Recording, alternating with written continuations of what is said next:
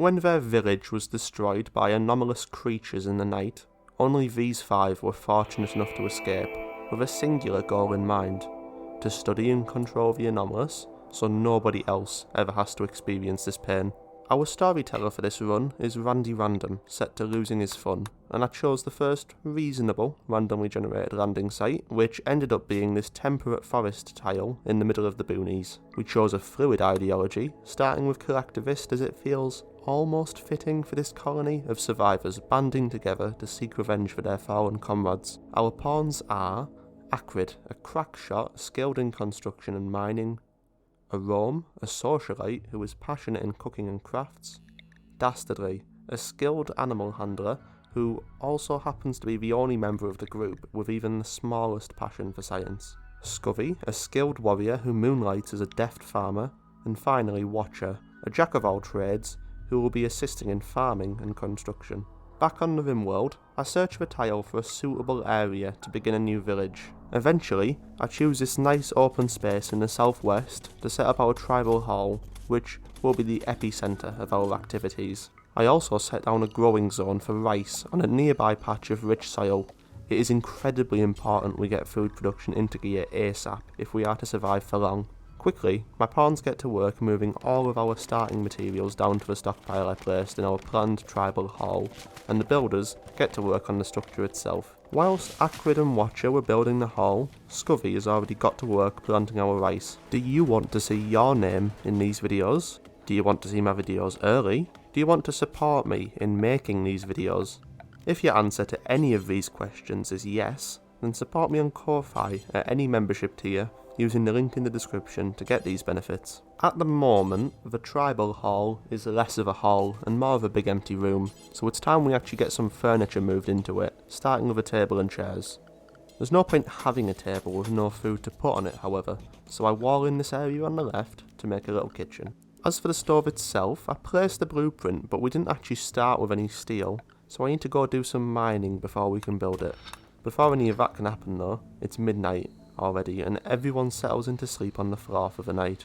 Later on they might complain, but currently their expectations are so low thanks to the hell they escaped from, but they'll manage. Fortune strikes early the next morning as Randy gifts us an ambrosia sprout out west. Our religion, the sect of spiritualism, does not allow any drug use at all, but the ambrosia fruit will sell for a pretty penny to any traders that might pass through. Rather than try to keep track of when to come back and harvest the ambrosia, I simply place a grow zone over it and do not allow sowing, meaning that pawns will automatically collect it when it matures.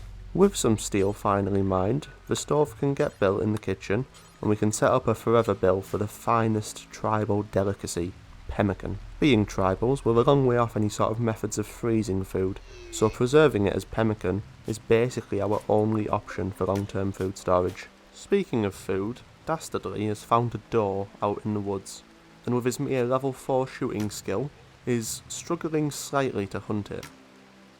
I gave up on watching him fail eventually, but you can see him lugging the corpse back here a couple hours later.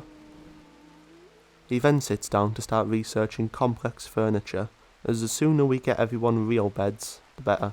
Arome is a good cook, and I'd rather he spent his time cooking rather than carrying around ingredients, so I put together this little system. Basically, I placed 2 little stockpiles in the kitchen, one for meat and one for fruit and vegetables, for 2 ingredients of pemmican, and then set it so Arome will only use the stove if there are ingredients in these 2 piles. What this means is that any idle pawns will move the ingredients into the kitchen for Arome, and then he can quickly crack through as making as much pemmican as possible. I get to work building up some housing for my pawns, as having them all sleeping together in the same room upsets them, and if one gets up earlier than the others, it disrupts everyone else's sleep. And yes, before anyone comments it, I know that it would be more efficient to build squares rather than circle buildings, but I'm committed to the aesthetic for at least the tribal portion of this run. I'm sure everyone's super excited to sleep on the floor in their own room rather than a shared one. Apparently, having one's own room has imparted the pawns with such a sense of belonging that they're willing to settle permanently here and want me to name the faction and village. Our faction is the Coalition of Kofi, and the settlement's name is Ryan's Last Stand, named after an ancient deity of the sect of spiritualism, who is believed to have sacrificed himself at this very place to seal away an ancient evil. The very same evil which is coming back now and which destroyed the rest of the tribe and their village. So yeah, the jig's up. We didn't come here by accident. This derelict monolith to the south of the hall is the source of the anomalous events which have led to the destruction of the tribe, and dastardly believes that by researching it, and perhaps provoking it, we might be able to control it, or failing that, banish it forever. Upon investigating the monolith, it awakens further, making us vulnerable to assault by its forces of evil. For now, however, all is oddly calm. Every few days now, Dastardly can come down to research the monolith, giving us progress towards anomalous research projects, the first of which being void provocation, which I will explain later when we utilise it. What I first suspected to be night falling turns out to be a grey pall rolling in. A strange, anomalous weather event presumably caused by the evil forces within the monolith. Later, in the dead of night, the mysterious Harbinger tree sprouts out east, another disturbing omen. Despite its name and horrific appearance as a fleshy meat tree, it's actually a mildly beneficial anomaly, as it will eat any corpses that we feed it, giving an easy way to get rid of them.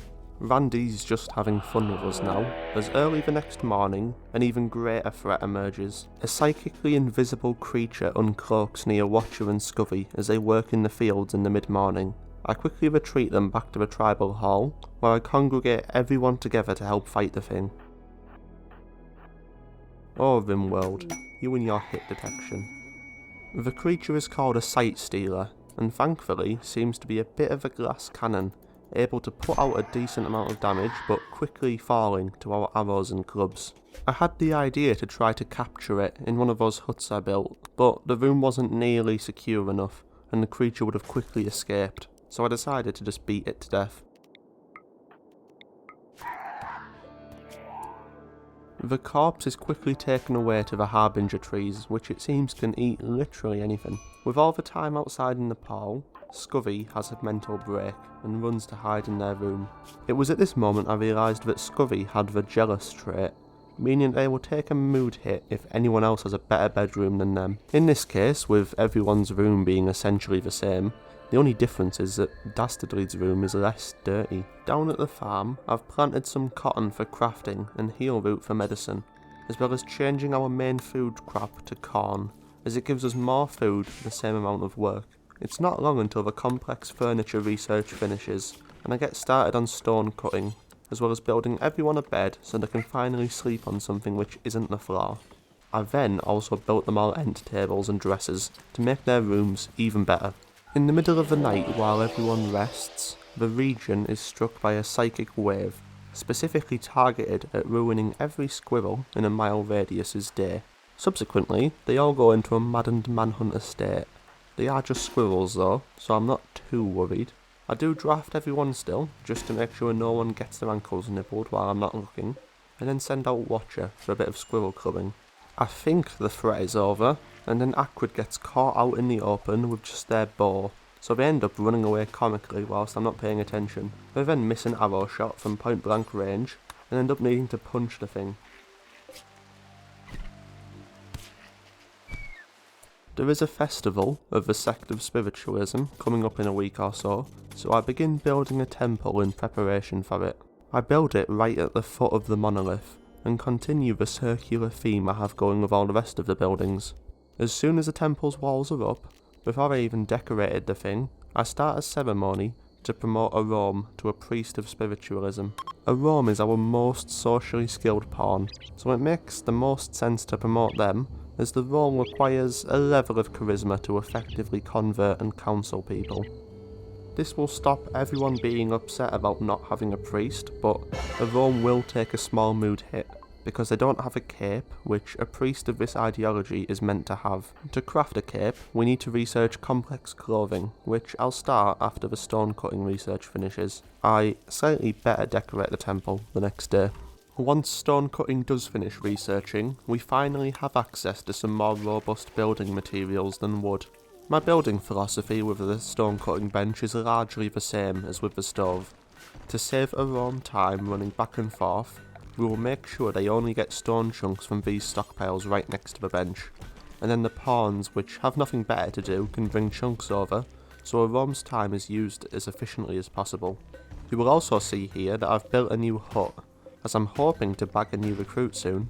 I also built an art bench at this point, to start turning some of these marble blocks we've been chopping up into artworks to increase the beauty of the village. Unfortunately this takes a long time, and Akrit, being our only mildly competent artist, has better things to be doing, so it might be quite a while before anything gets finished. With us now having granite blocks to build with, being one of the hardest materials in the game, I can finally start to think about containing some of the things that go bump in the night. Being our first brick and mortar building, I build the component area in a brutal square shape, also right next to the monolith. This is all I'm starting with now, a small corridor with a single containment cell split off the side, but in future, as we encounter and capture more and more entities, this complex will grow. I also plan out the area where I will build our ritual spot. We could just sit on our hands all day waiting for the anomalous to seek us out, but this spot will instead allow us to use the void provocation ritual I spoke of earlier, which is used to provoke the monolith into sending us an anomalous threat. Before everything is quite finished building, we are given an opportunity to host a spiritual Advent festival, which Avom is going to host for the village. We were clearly a bit too excited for the festival, as rather than wait until morning, I accidentally set it off straight away at 3 in the morning, although everyone happily gets up for it. The festival was so great even that the message got out across the region, and a house servant known as Day wants to join our village. She is a cook as well as a passionate artist and doctor, and although we already have a cook, the other two are incredibly useful. As she is joining, she must of course be given a name more fitting of our people, so Day will become Greenis. I get her bedroom set up, which up until this point Dastardly's Yorkshire Terrier appears to have claimed. The containment cell is finally finished, and with that it's time to provoke the void and see if I can get something to put in there. With Dastardly being the one who's done all the research up until this point, it only makes sense for him to lead the ritual.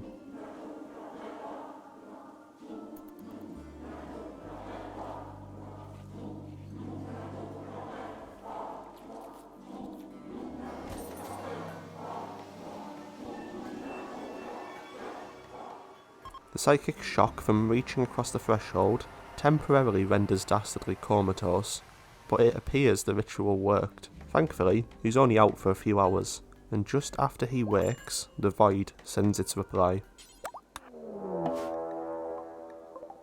A group of shamblers stumble onto the map, corpses reanimated by the void. If we capture one, we might learn more about the machinations of the evil we're facing. Something positive has come from all this as well, as the discovery of these creatures unlocked a research, which, when completed, will allow us to ritually summon our own shamblers in times of crisis. I considered leaving the fight until morning, as they seem to just be loping around to the north, but the possibility of them attacking in the night when I'm not paying attention could be lethal, so I decided to deal with it here and now. The creatures are actually incredibly fast when provoked, which concerned me for a moment, but ultimately, it's 6 armed humans versus 4 unarmed decaying corpses.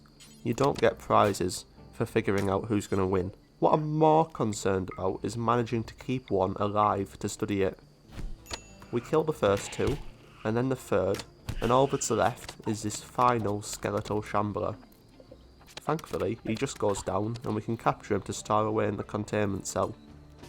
Watcher took quite a beating, so much that Greenis has to tend them out on the field. And for all that excitement, we get a second source of anomaly research. The monolith can only be studied once every 2 days, and it's the same for this shambler, but it means we've effectively doubled our anomaly research, now we have 2 sources. The shamblers have also been entered into our entity codex, a record of all of the anomalous entities we have encountered. Once we encounter 7 of the 8 entities in this basic tier, we can further awaken the monolith, and start to see more of the more dangerous anomalous creatures. Watcher is still recovering from his injuries, so I use one of Arome's special abilities as a priest, Preach Health, to speed up his recovery slightly. These wooden walls are going out of style nowadays, so I start the process of changing each hut over to marble walls instead, as they are much more beautiful. I designed this trap corridor to maybe see about breaking open this ancient tomb, but realised soon that I just don't know what's in there, and I still have terrible weapons, so it ends up just sitting there, at least for the rest of this episode. Complex Clothing finishes researching finally, and I get a tailor bench placed down in the tribal hall to get started working on some clothes for the colony. The first thing I do is try to get everyone a cape, because Rome needs one as a priest, and I figured everyone else would benefit from it as well. Watcher is still working on that useless trap corridor when an enemy crashes from a drop pod onto the map. I don't particularly want them, and we don't have any room for prisoners, so I steal their clothes and leave them lying there in the wilderness. They actually end up waking up and wandering off the map of their own accord, so there's one less thing to hang on our consciousnesses. We're getting into the absolute peak of summer here, so to help my pawns manage with the sweltering conditions, I get a Rome to start crafting everyone shade cones, which you will see eventually everyone will wear. It's been too quiet for too long, so I get the village together for another void provocation, led by Dastardly.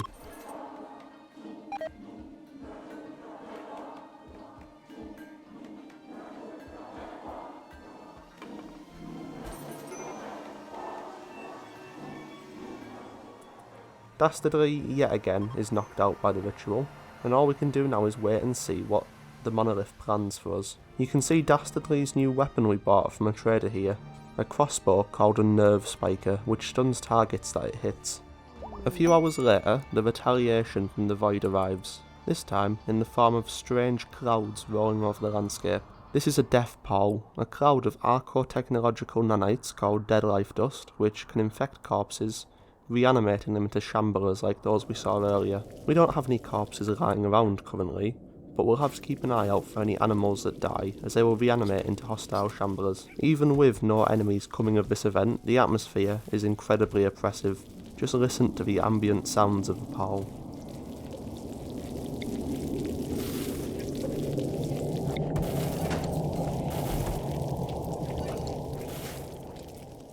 I'm not going to let this little cloud stop us from progressing, so I get to work building a warehouse, as keeping stuff on the floor in the tribal hall is a bit messy and very inefficient. I build this granite hut and then fill it with shelves, as per tile of shelf can hold 3 stacks of items, rather than the single stack that can be put on the floor. With the warehouse built, I also got around to flooring the tribal hall finally, which will make it a much more pleasant place for the pawns.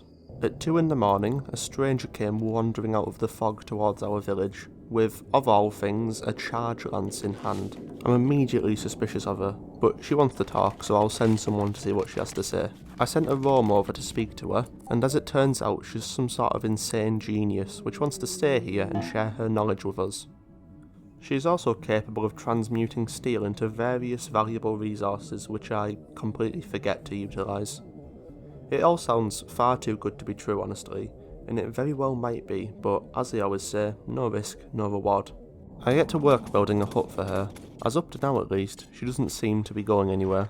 My next big project is a curtain wall for the village, since the less directions enemies can approach from, the easier it is to defend the village. I don't expect it'll get done anytime soon, as it is quite a large project, but I'm happy for them to just crack on with it whenever there is time and resources. The stranger has gotten straight to work researching. They have an incredible level 16 researcher, so I'm much faster at it than Dastardly. I'm even building a second research bench, so that they can both work at the same time. The small stretch of wall I blueprinted before was almost done, so I got to work placing the rest of the thing. We get a warning of an EMI dynamo deployed nearby from a group of mechanoids, which disrupts all electrical devices in the area. We don't even know what electricity is at this point, but the stranger assures us it's going to be important once we do, so I suppose I'm going to need to worry about this thing at some point. The dynamo is about a day's journey east from our village.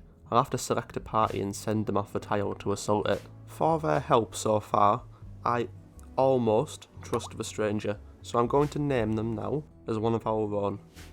Welcome, Dr. Duck, to the village. A child called Lirov arrives soon, and although I could just turn them away, none of my pawns would like that, so I'm going to let her stay for now, although she won't be named quite yet. She is a different humanoid species called an impid, which could actually be useful to us as she is naturally able to breathe fire, a sort of human flamethrower. Not long after they arrive, we're ready to begin the assault on the mechanoid base. I decide to bring Dastardly, Dr. Duck, Acrid and Watcher, and bring more than enough food. In the middle of the next day they arrive, and I scope out the installation. The big building houses the dynamo, and out front, the mechanoid turrets and troops are sleeping. They won't awake unless we attack them or enter into the range of that proximity detector. Part of the building is actually outside the range of the detector, so I bring everyone together to start breaking down one of the external walls. Surprisingly, this doesn't awaken the cluster, so I move in to attack the dynamo itself. Dr. Duck's charge lance does less damage than I expected, so I end up just getting everyone in there to melee attack it. It starts sparking and it takes me a moment to realise this probably means it's going to explode, but thankfully it seems that it didn't damage anyone. It did, however, wake up the mechanoids, so it's time for everyone to leg it before they see us. Once out, I get them all sent home. They arrive safely, and although nobody knows yet the difference since the dynamo was destroyed, we're now researching electricity, which would have been pointless with the dynamo still around. Once it's researched, it will open up a whole new world of weapons, containment equipment, utilities and much more. But for all that, you're going to have to wait until next time. Thank you for watching, I hope you enjoyed and I hope to see you next time. Special thanks to my Ko-Fi supporters. Acrid Arsonist as Acrid, Arome as Arome, Dick Dastardly Enthusiast as Dastardly, Scovey as Scovey, Watcher as Watcher, Greenest God as Greenest, Dr. Ducklumps as Dr. Duck, Shrunk Hoovy, Leo, Das Tom, Foxtrot 9000, Nathan 14321, Shapamela, Two Step SA, Hunter, The Fiendish, Michael Schoening, Justice, Hey1121, Pro Moron, Ion Burger, Waps Dragon 3, Zach, Lula, Benjamin Gagney, Deadly Mitten, Mig, Dampire, Just Be Cool, Daskun, Lebo the Gazebo, Mission, Cloud Hunter 77, and Crow.